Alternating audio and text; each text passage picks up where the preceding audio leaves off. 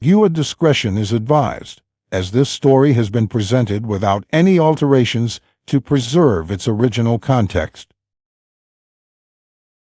You know that feeling when you really want to go to school, but your body just won't cooperate? That's exactly what happened to me. I couldn't bring myself to wake up and face the world outside my cozy bed. Every night, every day. It was always a six-way affair with Mike and John. They would penetrate me whenever I desired, and I loved it. It felt like heaven on earth, especially when they were around. My vagina started feeling itchy if a penis wasn't inside me for at least a day.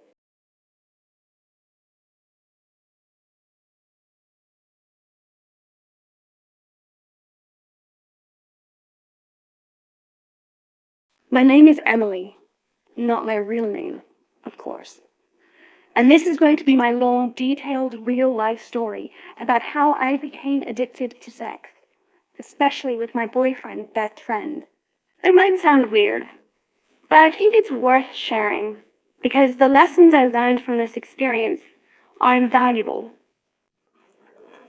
I'm a shy and silent woman, and lots of guys find me beautiful and sexy, which is funny because I have a very beautiful face and body. However, even though so many people find me attractive, I'm not interested in men at all. In fact, I hate it when guys whistle at me or try to get my attention. I don't find those guys who try to court me attractive anymore either.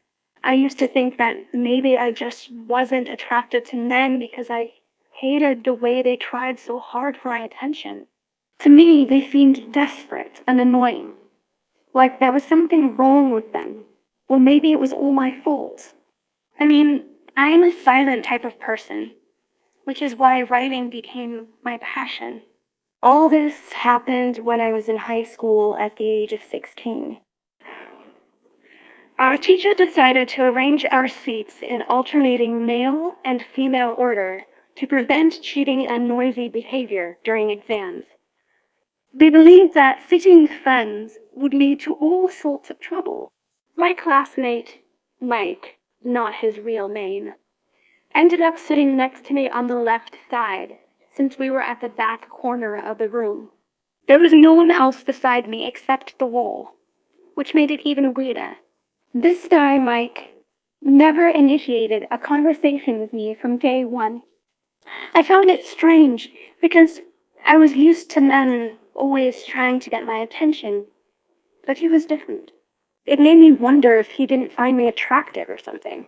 I was curious, but being shy myself, I never started a conversation either. And I noticed that Mike wasn't shy around the girl beside him. So maybe it was just something wrong with me. Or perhaps we were both too introverted. One night, while in my room, someone texted me out of the blue. And it turned out to be Mike. I was surprised, but felt a weird sense of excitement. Out of all the guys who chatted and texted me, only he made me eager to respond. I wanted to know why he texted me so badly. I was curious as hell. For the first time ever, I bought some text credit balance just to reply to him immediately. But he didn't respond. I was fuming, alone in my room, with nothing to do but wait for his message that never came. It took 3 days and a ton of wasted credit before we saw each other again at school. I kept looking at him, hoping he would say something, but no, he just ignored me. This made me even more furious inside. But since I was too shy to start a conversation with a guy, I tried to forget about it and pretend nothing had happened. Throughout the entire day in school, he never talked to me about why he texted me in the first place. It only fueled my curiosity and made me wonder what he was thinking. My anger towards Mike began to grow secretly, as I couldn't help but think about him more and more. This was the first time I ever thought about a guy like this. And it all started with that simple text message. Then came the school field trip. We were going to spend 2 nights camping on a mountainside in Kent. I'm a shy and silent girl, but not a complete loner.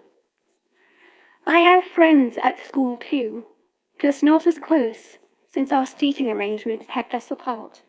Our teacher randomly paired everyone up so they would work together during the field trip.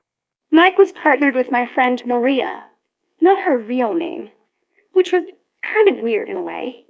Deep down, I secretly hoped it could have been me. But it's not like I had any control over the pairing anyway.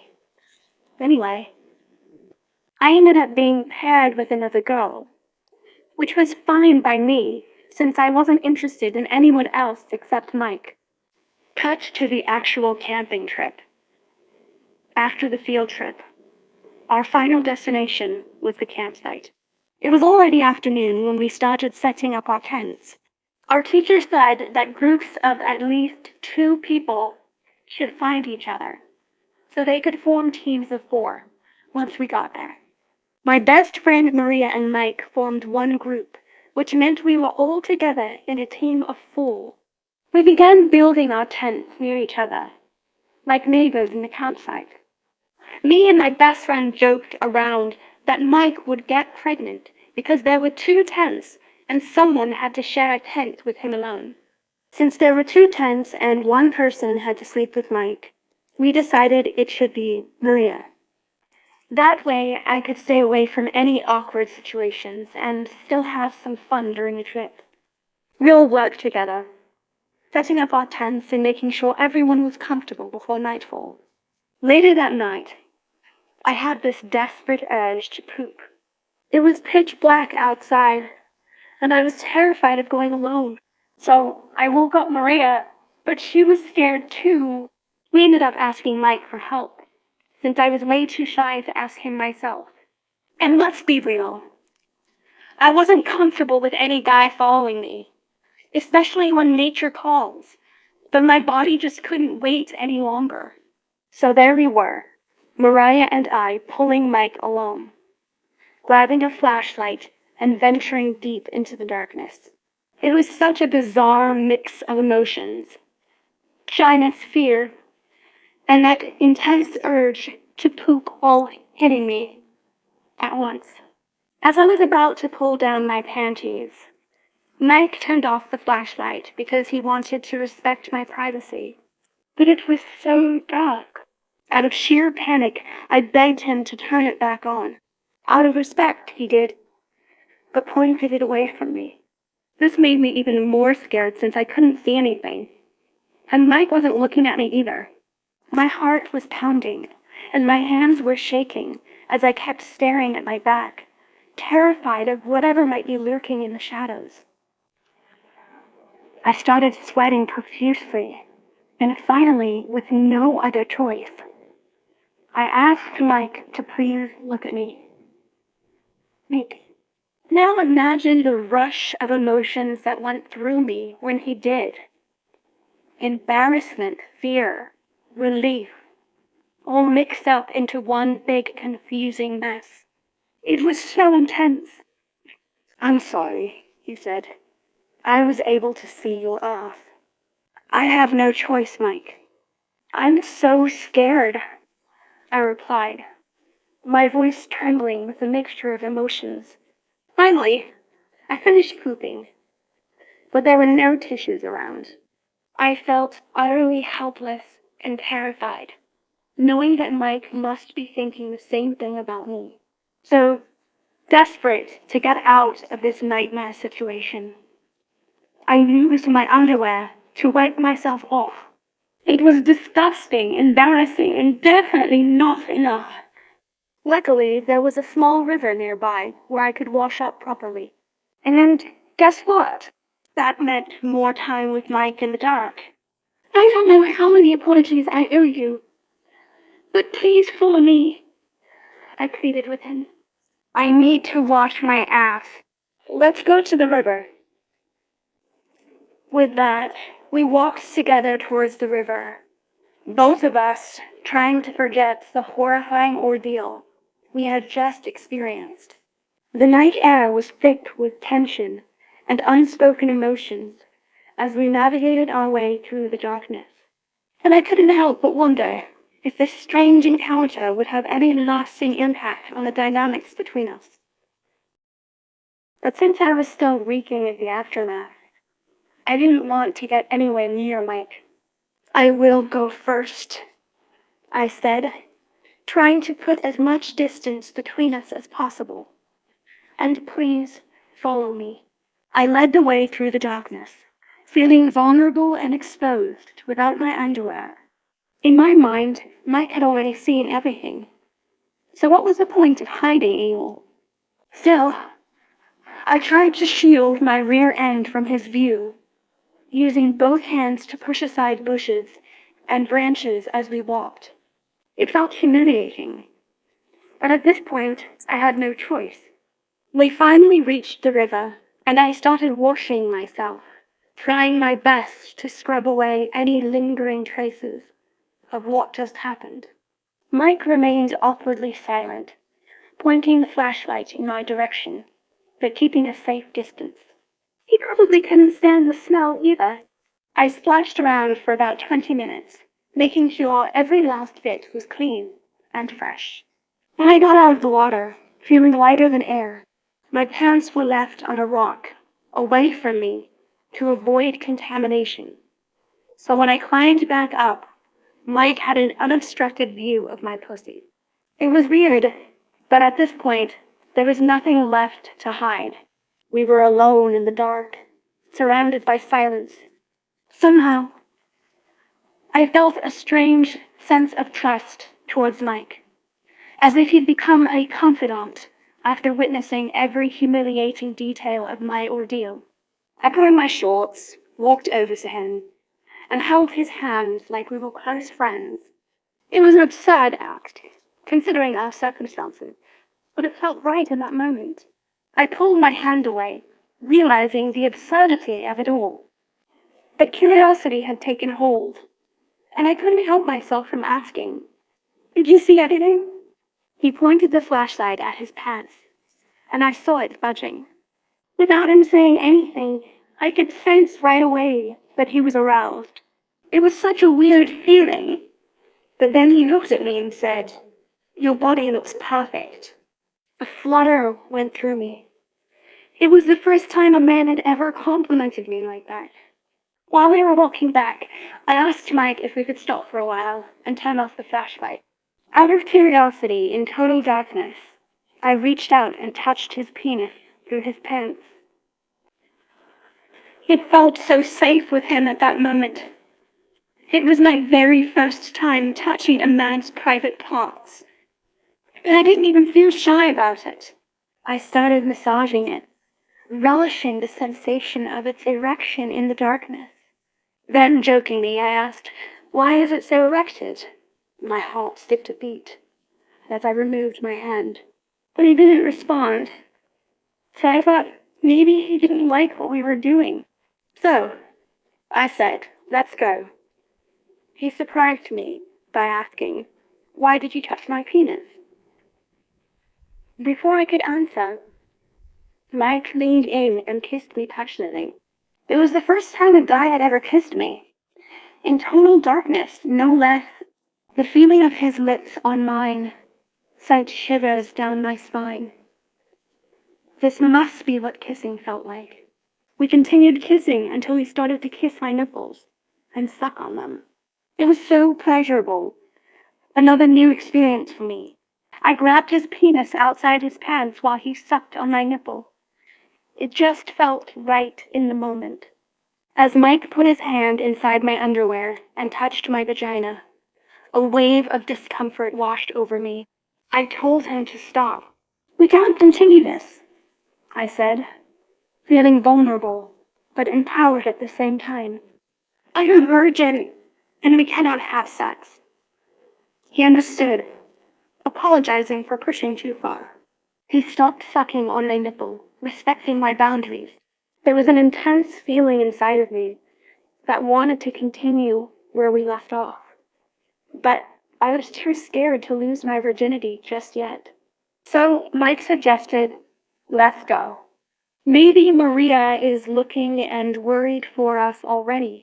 I agreed, saying, "Okay, let's go, But deep down, the desire to keep going battled with my apprehension about having sex.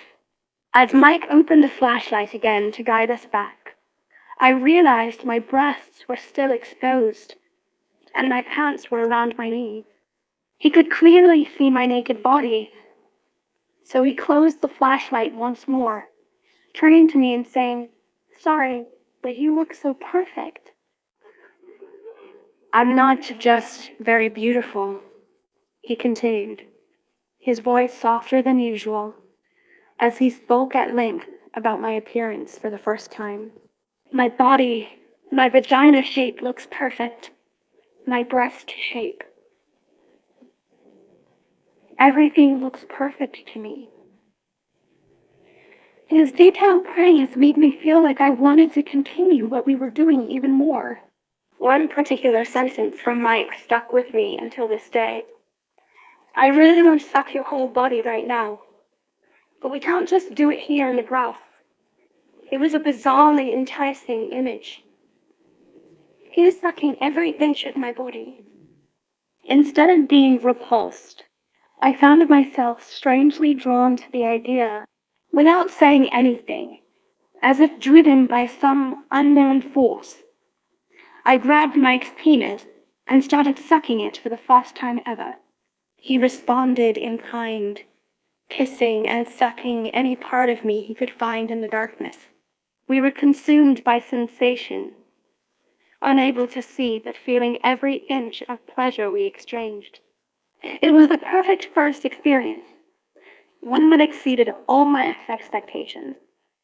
Mike ejaculated into my mouth, and though I didn't swallow it, I couldn't stand the taste. I still wanted more.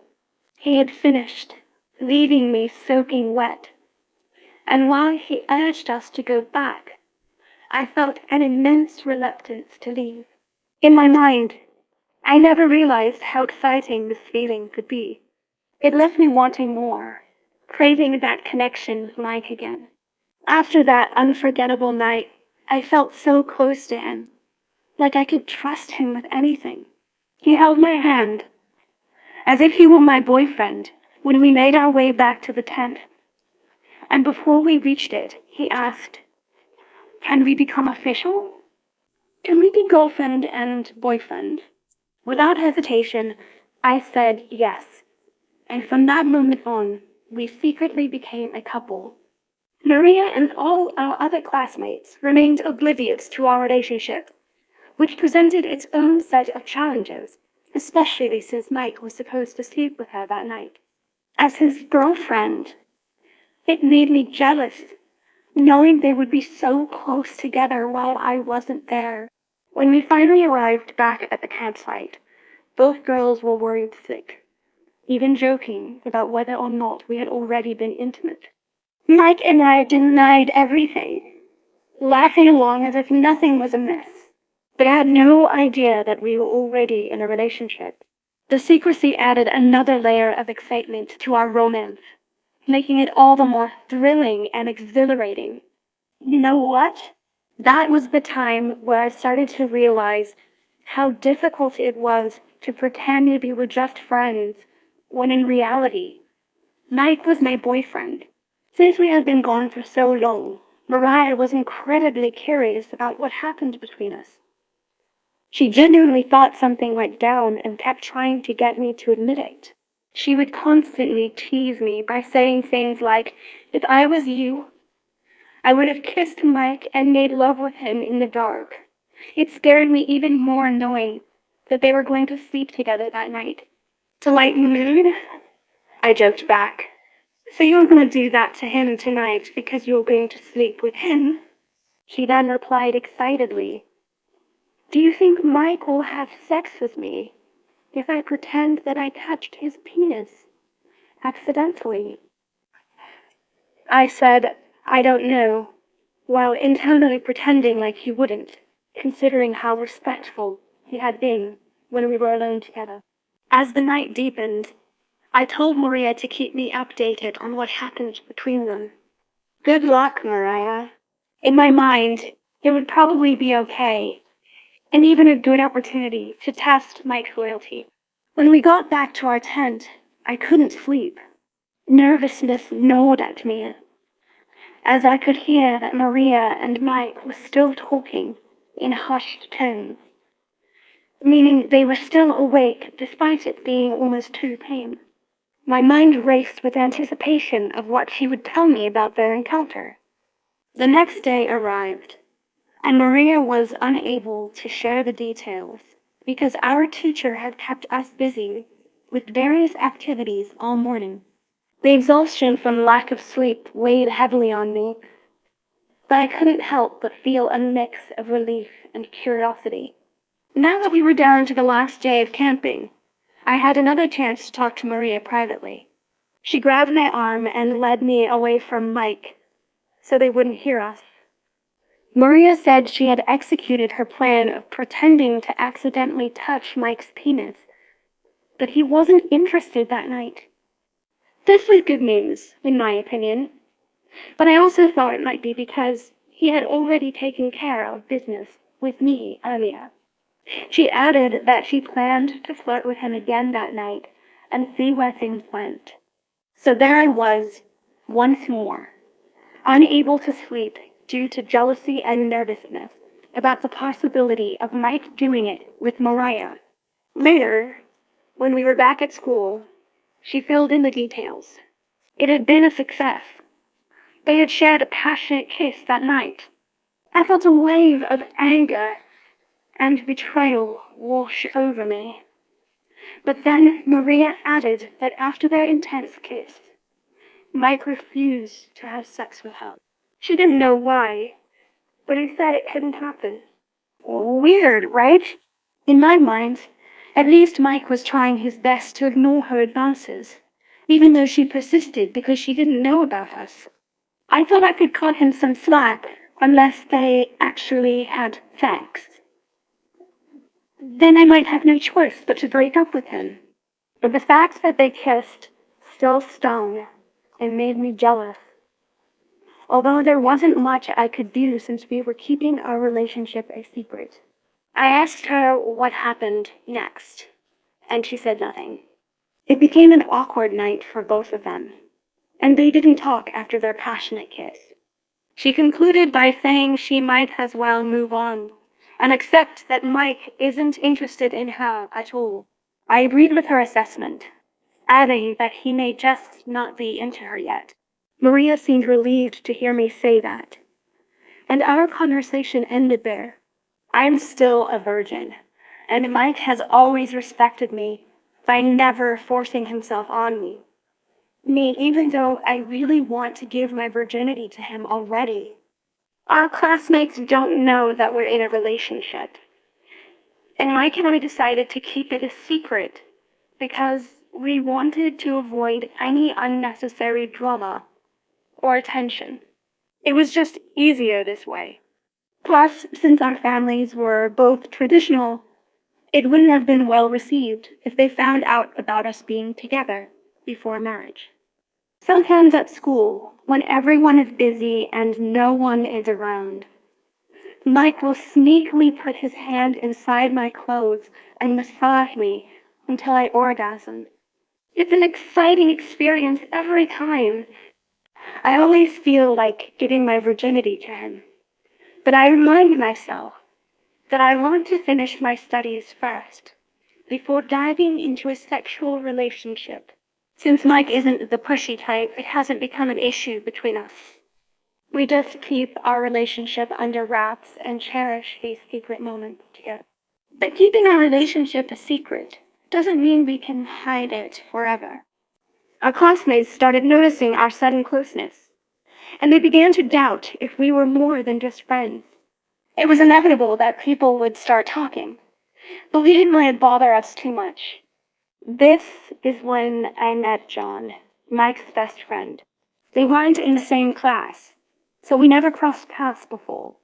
What made it even more interesting was that John had no idea about our secret relationship. Mike seems to be a very private person, and rarely shares details of his life with others unless they ask him directly. In this case, John hadn't asked about us yet, so he remained oblivious to the truth. John turned out to be incredibly attractive, just like Mike. I felt an instant spark, almost like love at first sight. Since I don't often meet new people, especially guys, it was easy for me to feel this connection with him right away. He was so friendly and approachable.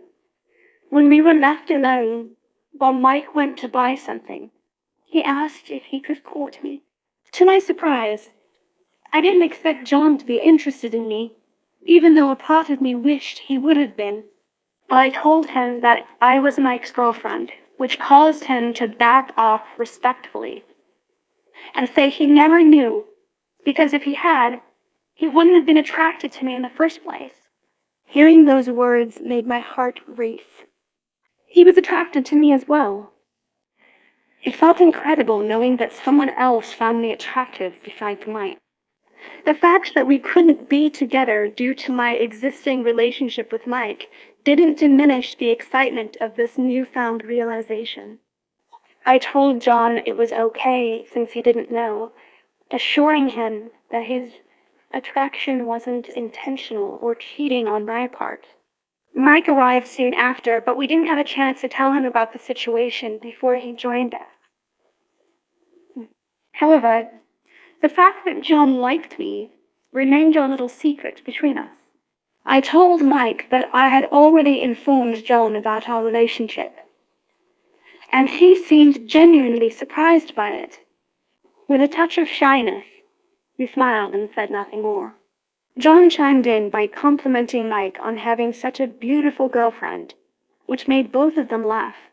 I must have blushed or shown some other body language that gave away my true feelings, because Mike immediately noticed and asked, "Why are you acting like that? Do you have a feeling for John?" I just smiled without responding, but he seemed to accept it as a joke and didn't push further. Later on, when John had left, Mike asked me if I felt something for him, mentioning how my reaction made it seem like I did. I couldn't deny my feelings any longer, so I admitted that I wasn't sure, but confessed that the first time I saw John, I felt an instant spark. To my surprise, Mike just laughed and reassured me. He didn't get jealous or possessive at all. If it had been anyone else, their reaction might have been different. But his calm and understanding attitude made me feel incredibly comfortable, opening up to him about anything I was feeling. In that moment, I realized how lucky I was to have found Mike. Not only was he attractive and kind, but he also trusted and respected me enough to let me explore my emotions without judgment or pressure. It was a rare and precious connection that I cherished more than ever before. One day, when we were nearing graduation, Mike told me that John already had a girlfriend. And guess who it was? Maria. What a small world, I thought. The four of us met up again, and there was a lot of laughter and conversation. Maria and I caught up like old times, while Mike and John bonded over the fact that they hadn't known she was my best friend. I couldn't help but think how perfect everything seemed. It felt like a fairy tale story with a happy ending. My relationship was amazing, and to top it off, we had all become close friends. We visited each other's dorms whenever we wanted, maintaining the tight bond we'd formed in high school. However, life threw an unexpected curveball my way when I started college. When I went to visit Mike, I was shocked by what I saw. Maria and Mike were half naked. They hadn't noticed me at first, but they must have thought the door was locked. Mike's penis was erect, and Maria had removed her lower clothing and opened her school uniform buttons, revealing her breasts.